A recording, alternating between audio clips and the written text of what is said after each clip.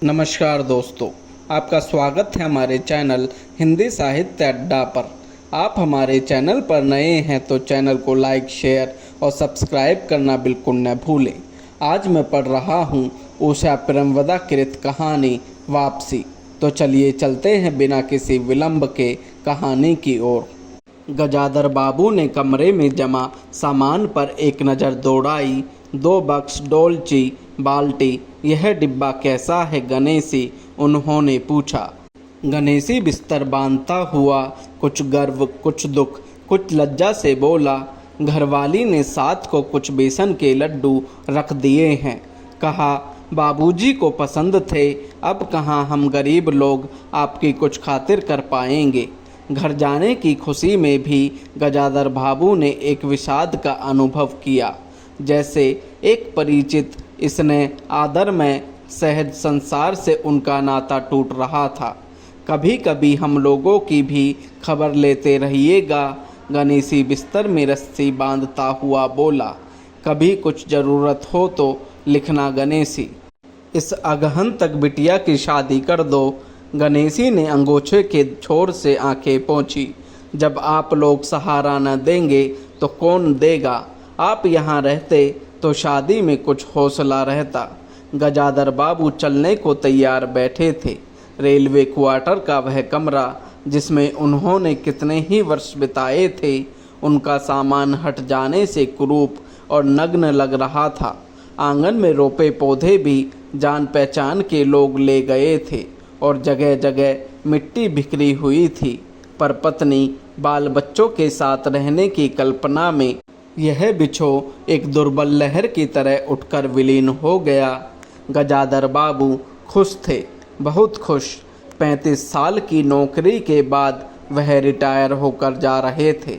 इन वर्षों में अधिकांश समय उन्होंने अकेले रहकर काटा था।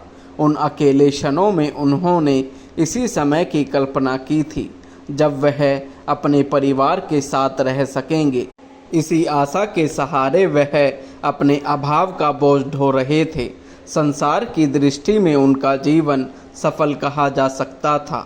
उन्होंने शहर में एक मकान बनवा लिया था। बड़े लड़के अमर और लड़की कांति की शादियां कर दी थीं। 2 बच्चे ऊंची कक्षाओं में पढ़ रहे थे। गजाधर बाबू नौकरी के कारण प्रायः छोटे स्टेशन पर रहे और उनके बच्चे और पत्नी शहर में, जिससे पढ़ाई में बाधा न हो। गजाधर बाबू स्वभाव से बहुत स्नेही व्यक्ति थे और स्नेह के आकांक्षी भी। जब परिवार साथ था, ड्यूटी से लौटकर बच्चों से हंसते बोलते, पत्नी से कुछ मनोविनोद करते। उन सबके चले जाने से उनके जीवन में गहन सूनापन भर उठा। खाली क्षणों में उनसे घर में टिका न जाता। कभी प्रकृति के न होने पर भी उन्हें पत्नी की स्नेहपूर्ण बातें याद आती रहती। दोपहर में गर्मी होने पर भी 2 बजे तक आग जलाए रहती और उनके स्टेशन से वापस आने पर गरम गरम रोटियां सेकती। उनके खा चुकने और मना करने पर भी थोड़ा सा कुछ और थाली में परोस देती और बड़े प्यार से आग्रह करती। जब वह थके हारे बाहर से आते तो उनकी आहट पा वह रसोई के द्वार पर निकल आती और उनकी सल्लज्ज आंखें मुस्कुरा उठती। गजाधर बाबू को तब हर छोटी बात याद आती और वह उदास हो उठते। अब कितने वर्षों बाद यह अवसर आया था जब वह फिर उसी स्नेह और आदर के मध्य रहने जा रहे थे। टोपी उतार कर गजाधर बाबू ने चारपाई पर रख दी। जूते खोलकर नीचे खिसका दिए। अंदर से रह रह कर कह कहो की आवाज़ आ रही थी। इतवार का दिन था और उनके सब बच्चे इकट्ठे होकर नाश्ता कर रहे थे। गजाधर बाबू के सूखे चेहरे पर स्निग्ध मुस्कान आ गई। उसी तरह मुस्कुराते हुए वह बिना खांसे अंदर चले आए। उन्होंने देखा कि नरेंद्र कमर पर हाथ रखे शायद गत रात्रि की फिल्म में देखे गए किसी नृत्य की नकल कर रहा था और बसंती हंस हंस कर दूरी हो रही थी। अमर की बहू को अपने तन बदन, आंचल या घूंघट का कोई होश न था और वह उन्मुक्त रूप से हंस रही थी। गजाधर बाबू को देखते ही नरेंद्र धप से बैठ गया और चाय का प्याला उठाकर मुंह से लगा लिया। बहू को होश आया और उसने झट से माथा ढक लिया। केवल बसंती का शरीर रह रहकर हंसी दबाने के प्रयत्न में हिलता रहा। गजाधर बाबू ने मुस्कुराते हुए उन लोगों को देखा, फिर कहा, क्यों नरेंद्र, क्या नकल हो रही थी? कुछ नहीं बाबूजी, नरेंद्र ने सिट पिटाकर कहा। गजोदर बाबू ने चाहा था कि वह भी इस मनोविनोद में भाग लेते, पर उनके आते ही जैसे सब कुंठित हो चुप हो गए। उससे उनके मन में थोड़ी सी खिन्नता उपज आई। बैठते हुए बोले, बसंती, चाय मुझे भी देना। तुम्हारी अम्मा की पूजा अभी चल रही है क्या? बसंती ने माँ की कोठरी की ओर देखा। अभी आती ही होंगी, और प्याले में उनके लिए चाय छानने लगी। बहू चुपचाप पहले ही चली गई थी। अब नरेंद्र भी चाय का आखिरी घूंट पीकर उठ खड़ा हुआ। केवल बसंती पिता के लिहाज में चौके में बैठी माँ की राह देखने लगी। गजाधर बाबू ने एक घूंट चाय पी ली, फिर कहा, बिट्टी, चाय तो फीकी है, लाइए चीनी और डाल दूँ। बसंती बोली, रहने दो, तुम्हारी अम्मा जब आएगी तभी पी लूँगा। थोड़ी देर में उनकी पत्नी हाथ में अर्ध का लोटा लिए निकली और अशुद्ध स्तुति करते हुए तुलसी में डाल दिया। उन्हें देखते ही बसंती भी उठ गई। पत्नी ने आकर गजाधर बाबू को देखा और कहा, अरे आप अकेले बैठे हैं, ये सब कहाँ गए? गजाधर बाबू के मन में फांस सी करक उठी। अपने अपने काम में लग गए हैं, आखिर बच्चे ही हैं। पत्नी आकर चौके में बैठ गई। उन्होंने नाक मुँह चढ़ाकर चारों ओर झूठे बर्तनों को देखा, फिर कहा, सारे झूठे बर्तन पड़े हैं, इस घर में धर्म कर्म कुछ नहीं, पूजा करके सीधे चौके में घुसो। फिर उन्होंने नौकर को पुकारा। जब उत्तर न मिला तो एक बार और ऊंचे स्वर में फिर पति की ओर देखकर बोली, बहू ने भेजा होगा बाजार। और एक लंबी सांस लेकर चुप हो रही। गजाधर बाबू बैठकर चाय और नाश्ते का इंतजार करते रहे। उन्हें अचानक ही गणेशी की याद आ गई। रोज़ सुबह पैसेंजर आने से पहले वह गरम गरम पूरियाँ और जलेबी बनाता था। गजाधर बाबू जब तक उठकर तैयार होते, उनके लिए जलेबियाँ और चाय लाकर रख देता था।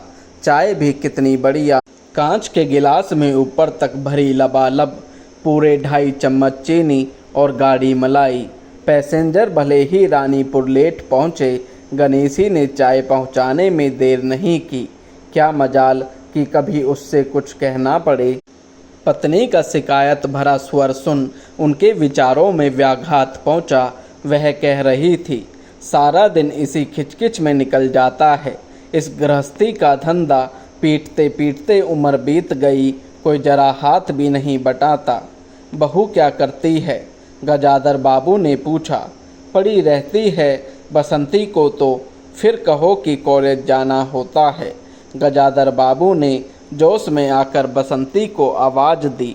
बसंती भाभी के कमरे से निकली तो गजाधर बाबू ने कहा, बसंती, आज से शाम का खाना बनाने की जिम्मेदारी तुम पर है। सुबह का भोजन तुम्हारी भाभी बनाएगी। बसंती मुंह लटकाकर बोली, बाबूजी, पढ़ना भी तो होता है। गजाधर बाबू ने बड़े प्यार से समझाया, तुम सुबह पढ़ लिया करो। तुम्हारी माँ बूढ़ी हुई, उनके शरीर में अब वह शक्ति नहीं बची है। तुम हो, तुम्हारी भाभी है, दोनों को मिलकर काम में हाथ बटाना चाहिए। बसंती चुप रह गई। उसके जाने के बाद उसकी माँ ने धीरे से कहा, पढ़ने का तो बहाना है, कभी जी ही नहीं लगता, लगे कैसे, शीला से ही फुर्सत नहीं। बड़े बड़े लड़के हैं उस घर में, हर वक्त वहाँ घुसा रहना मुझे नहीं सुहाता। मना करूँ तो सुनती नहीं। नाश्ता कर गजाधर बाबू बैठक में चले गए। घर छोटा था और ऐसी व्यवस्था हो चुकी थी कि उसमें गजाधर बाबू के रहने के लिए कोई स्थान न बचा था।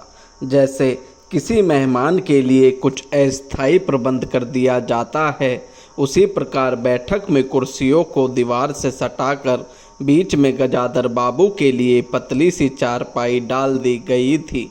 गजाधर बाबू उस कमरे में पड़े पड़े कभी अनायास ही इस अस्थायित्व का अनुभव करने लगते। उन्हें याद हो आती उन रेलगाड़ियों की जो आती और थोड़ी देर रुककर किसी और लक्ष्य की ओर चली जाती। घर छोटा होने के कारण बैठक में ही अब अपना प्रबंध किया था।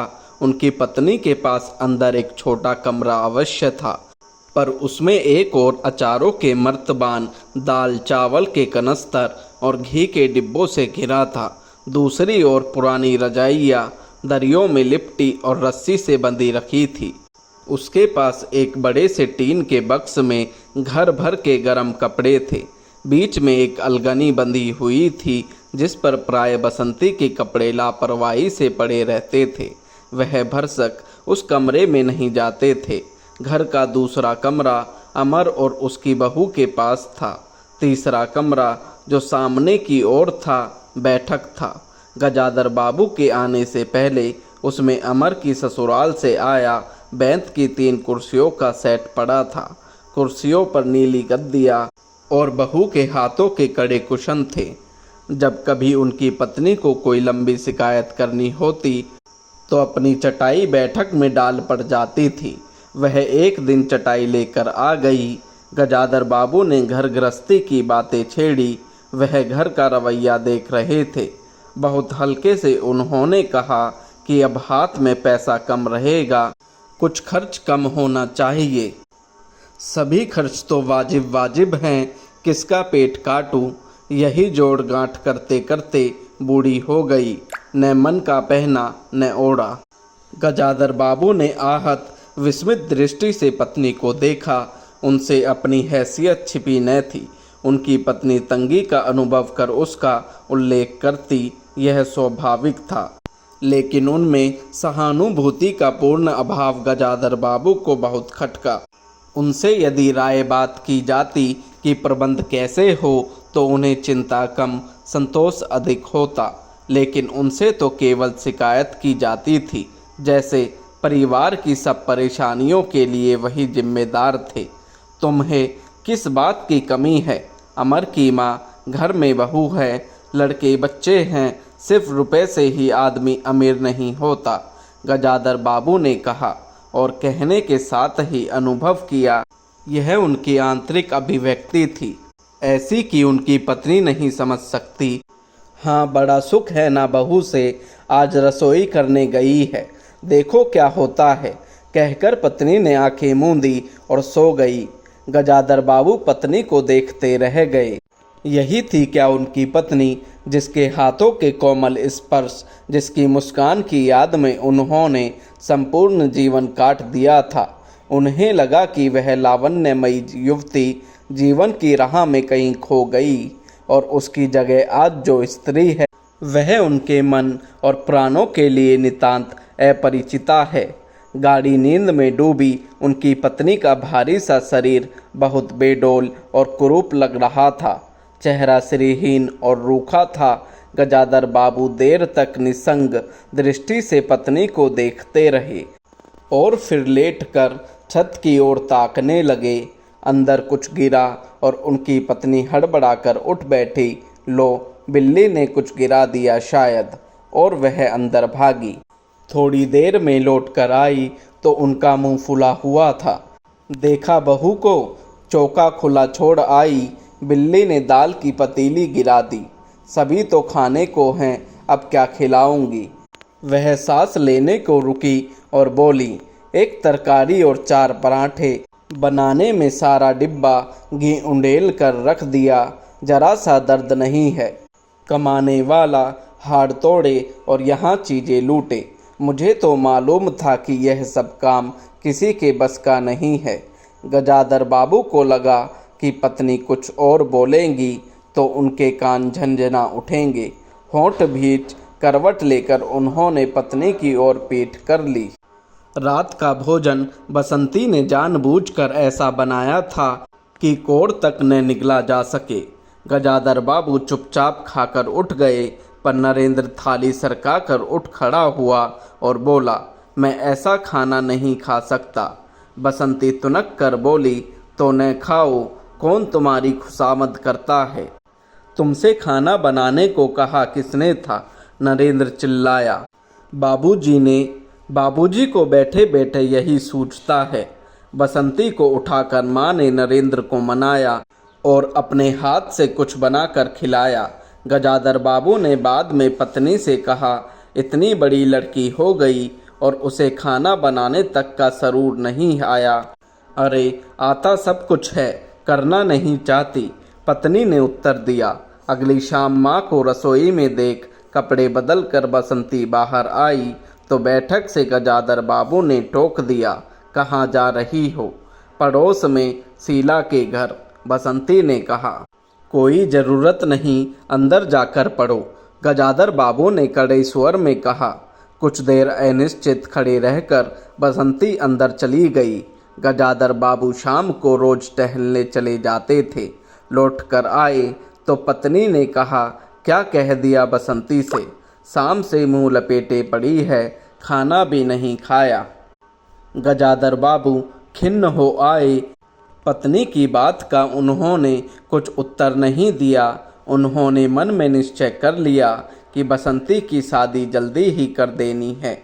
उस दिन के बाद बसंती पिता से बची बची रहने लगी। जाना होता तो पिछवाड़े से जाती। गजाधर बाबू ने दो एक बार पत्नी से पूछा तो उत्तर मिला, रूठी हुई है।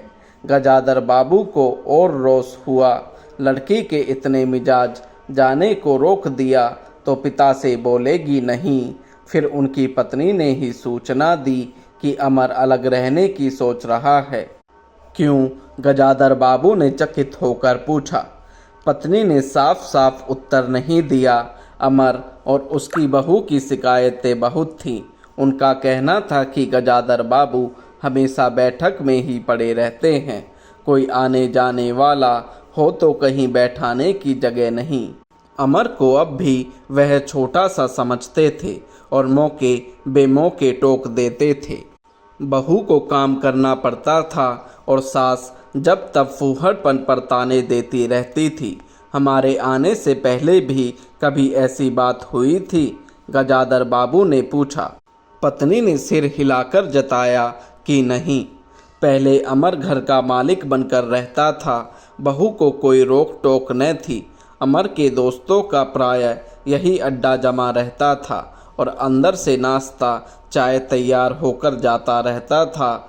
बसंती को भी वही अच्छा लगता था। गजाधर बाबू ने धीरे से कहा, अमर से कहो जल्दबाजी की कोई ज़रूरत नहीं है। अगले दिन वह सुबह घूम कर लौटे तो उन्होंने पाया कि बैठक में उनकी चारपाई नहीं है। अंदर आकर पूछने ही वाले थे कि उनकी दृष्टि रसोई के अंदर बैठी पत्नी पर पड़ी। उन्होंने यह कहने को मुंह खोला कि बहू कहाँ है, पर कुछ याद कर चुप हो गई। पत्नी की कोठरी में झांका तो अचार रजाइयों और कनस्तरों के मध्य अपनी चारपाई लगी पाई। गजाधर बाबू ने अपना कोट उतारा और कहीं टांगने को दीवार पर नज़र दौड़ाई। फिर उसे मोड़कर अलगनी के कुछ कपड़े खिसकाकर एक किनारे टांग दिया। कुछ खाए बिना ही अपनी चारपाई पर लेट गए। कुछ भी हो, तन आखिरकार बूढ़ा ही था। सुबह शाम कुछ दूर टहलने अवश्य चले जाते, पर आते आते थक उठते थे। गजाधर बाबू को अपना बड़ा सा खुला हुआ क्वार्टर याद आ गया। निश्चिंत जीवन। सुबह पैसेंजर ट्रेन आने पर स्टेशन की चहल पहल, चिरपरिचित चेहरे और पटरी पर रेल के पहियों की खटखट जो उनके लिए मधुर संगीत की तरह थी। तूफान और मालगाड़ी के इंजनों की चिंगाड़ उनकी अकेली रातों की साथी थी।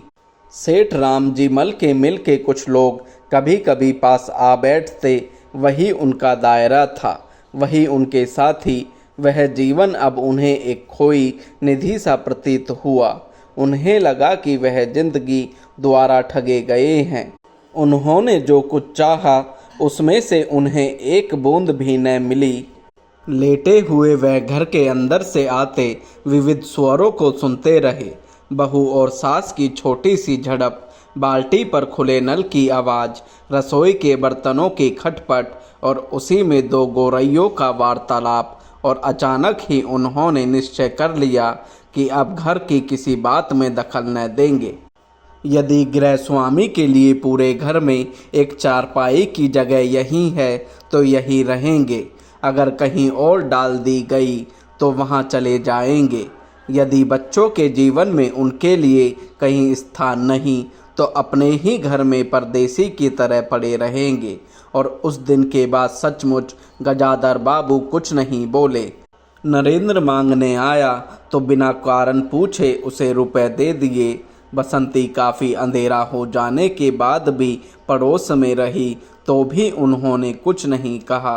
पर उन्हें सबसे बड़ा गम यह था कि उनकी पत्नी ने भी उनमें कुछ परिवर्तन लक्ष्य नहीं किया। वह मन ही मन कितना भार ढो रहे हैं इससे वह अनजान ही बनी रही, बल्कि उन्हें पति के घर के मामले में हस्तक्षेप न करने के कारण शांति ही थी। कभी कभी कह भी उठती, ठीक ही है, आप बीच में ना पड़ा कीजिए, बच्चे बड़े हो गए हैं, हमारा जो कर्तव्य था कर रहे हैं, पढ़ा रहे हैं, शादी कर देंगे। गजाधर बाबू ने आहत दृष्टि से पत्नी को देखा। उन्होंने अनुभव किया कि वह पत्नी व बच्चों के लिए केवल धनोपार्जन के निमित्त मात्र है। जिस व्यक्ति के अस्तित्व से पत्नी मांग में सिंदूर डालने की अधिकारिणी है, समाज में उसकी प्रतिष्ठा है, उसके सामने वह 2 वक्त भोजन की थाली रख देने से सारे कर्तव्यों से छुट्टी पा जाती है। वह घी और चीनी के डिब्बों में इतनी रमी हुई है कि अब वही उनकी संपूर्ण दुनिया बन गई है। गजाधर बाबू उनके जीवन के केंद्र नहीं हो सकते। उन्हें तो अब बेटी की शादी के लिए भी उत्साह बुझ गया। किसी बात में हस्तक्षेप न करने के निश्चय के बाद भी उनका अस्तित्व उस वातावरण का एक भाग न बन सका। उनकी उपस्थिति उस घर में ऐसी असंगत लगने लगी थी जैसी सजी हुई बैठक में उनकी चारपाई थी। उनकी सारी खुशी एक गहरी उदासीनता में डूब गई। इतने सब निश्चयों के बावजूद गजाधर बाबू एक दिन बीच में दखल दे बैठे। पत्नी स्वभाव अनुसार नौकर की शिकायत कर रही थी, कितना कामचोर है, बाजार की हर चीज़ में पैसा बचाता है, खाने बैठता है तो खाता ही चला जाता है। गजाधर बाबू को बराबर यह महसूस होता रहता था कि उनके घर का रहन सहन और खर्च उनकी हैसियत से कहीं ज़्यादा है। पत्नी की बात सुनकर लगा कि नौकर का खर्च बिल्कुल बेकार है, छोटा मोटा काम है, घर में 3 मर्द है, कोई न कोई कर ही देगा। उन्होंने उसी दिन नौकर का हिसाब कर दिया। अमर दफ्तर से आया तो नौकर को पुकारने लगा। अमर की बहू बोली, बाबूजी ने नौकर छुड़ा दिया है। क्यों? कहते हैं खर्च बहुत है। यह वार्तालाप बहुत सीधा था, पर जिस टोन में बहू बोली गजाधर बाबू को खटक गया। उस दिन जी भारी होने के कारण गजाधर बाबू टहलने नहीं गए थे। आलस्य में उठकर बत्ती भी नहीं जलाई। इस बात से बेखबर नरेंद्र माँ से कहने लगा, अम्मा तुम बाबूजी से कहती क्यों नहीं, बैठे बिठाए कुछ नहीं तो नौकर ही छुड़ा दिया। अगर बाबूजी यह समझे कि मैं साइकिल पर गेहूं रख आटा पिसाने जाऊंगा तो मुझसे यह नहीं होगा। हाँ अम्मा, बसंती का स्वर था, मैं कॉलेज भी जाऊं और लौटकर घर में झाड़ू भी लगाऊं, यह मेरे बस की बात नहीं है। बूढ़े आदमी है, अमर भुनभुनाया, चुपचाप पड़े रहें, हर चीज़ में दखल क्यों देते हैं। पत्नी ने बड़े व्यंग से कहा, और कुछ नहीं सूझा तो तुम्हारी बहू को ही चौके में भेज दिया। वह गई तो 15 दिन का राशन 5 दिन में बनाकर रख दिया। बहू कुछ कहे इससे पहले वह चौके में घुस गई। कुछ देर में अपनी कोठरी में आई और बिजली जलाई तो गजाधर बाबू को लेटे देख बड़ी सिटपिटाई। गजाधर बाबू की मुख मुद्रा से वह उनके भावों का अनुमान न लगा सकी। वह चुप आंखें बंद किए लेटे रहे। गजादर बाबू चिट्ठी हाथ में लिए अंदर आए और पत्नी को पुकारा। वह भीगे हाथ लिए निकली और आंचल से पहुँचती हुई पास आ खड़ी हुई। गजादर बाबू ने बिना किसी भूमिका के कहा, मुझे सेठ रामजी मल की चीनी मिल में नौकरी मिल गई है। खाली बैठे रहने से तो 4 पैसे घर में आए वही अच्छा है। उन्होंने तो पहले ही कहा था, मैंने मना कर दिया था। फिर कुछ रुककर जैसी बुझी हुई आग में एक चिंगारी चमक उठे। उन्होंने धीमे स्वर में कहा, मैंने सोचा था कि बरसों तुम सबसे अलग रहने के बाद अवकाश पाकर परिवार के साथ रहूँगा। खैर परसों जाना है, तुम भी चलोगी? मैं, पत्नी ने सक पकाकर कहा, मैं चलूँगी तो यहाँ का क्या होगा? इतनी बड़ी गृहस्थी, फिर सयानी लड़की। बात बीच में काट गजादर बाबू ने हताश स्वर में कहा, ठीक है तुम यहीं रहो, मैंने तो ऐसे ही कहा था, और गहरे मौन में डूब गए। नरेंद्र ने बड़ी तत्परता से बिस्तर बांधा और रिक्शा बुला लाया। गजादर बाबू का टीन का बक्स और पतला सा बिस्तर उस पर रख दिया गया। नाश्ते के लिए लड्डू और मठरी की डलिया हाथ में लिए गजादर बाबू रिक्शे पर बैठ गए। एक दृष्टि उन्होंने अपने परिवार पर डाली, फिर दूसरी ओर देखने लगे और रिक्शा चल पड़ा। उनके जाने के बाद सब अंदर लौट गए। बहू ने अमर से पूछा, सिनेमा ले चलिए ना? बसंती ने उछलकर कहा, भैया हमें भी। गजादर बाबू की पत्नी सीधे चौके में चली गई। बची हुई मठरियों को कटोरदान में रखकर अपने कमरे में लाई और कनस्तरों के पास रख दिया। फिर बाहर आकर कहा, अरे नरेंद्र बाबूजी की चारपाई कमरे से निकाल दे, उसमें चलने तक की जगह नहीं है। ऐसे ही और वीडियो के लिए जुड़े रहिए हमारे चैनल से। साथ ही इस कहानी को पूरा सुनने के लिए आपका बहुत बहुत धन्यवाद।